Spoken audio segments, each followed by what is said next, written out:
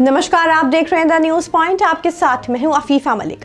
12,000 करोड़ रुपए के Punjab national bank घोटाले का आरोप, जिसने देश की जनता का पैसा लूटा और फिर विदेश भाग निकला, वही शख्स, नाम मेहुल चौकसी। वही मेहुल चौकसी भारत सरकार के निशाने पर है। 66 साल के मेहुल चौकसी, जो कभी गहनों के कारोबार का एक बड़ा नाम थे, आज उन्हीं मेहुल चौकसी को भगौड़ा घोषित किया जा चुका है।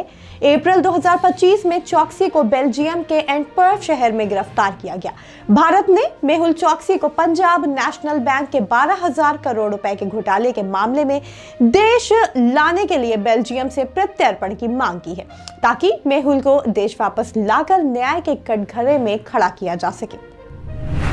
लेकिन सवाल उठता है, अगर मेहुल चौकसी को भारत लाया जाता है तो जेल में कैसी व्यवस्था होगी?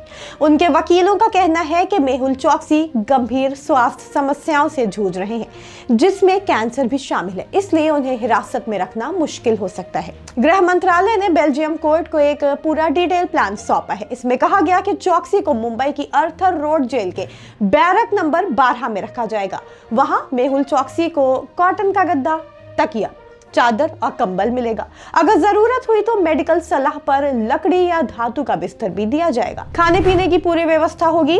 दिन में 3 बार भोजन मिलेगा और अगर चौकसी की मेडिकल हालत खराब हुई तो डॉक्टर की मंजूरी से स्पेशल डाइट भी दी जाएगी।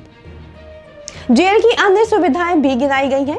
फल और स्नैक्स के लिए कैंटीन, रोजाना एक्सरसाइज और ओपन एरिया में वॉक, साथ ही इंडोर गेम्स, योग, मेडिटेशन, लाइब्रेरी और पढ़ाई की सामग्री।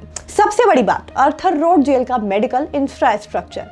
यहाँ 6 medical officer, nursing staff, pharmacist और लैब सपोर्ट मौजूद हैं। 20 बेड का एक आधुनिक अस्पताल जेल के भीतर ही है और अगर हालात बिगड़े तो चौकसी को सरकारी अस्पताल में विशेषज्ञ डॉक्टर को भी दिखाया जाएगा।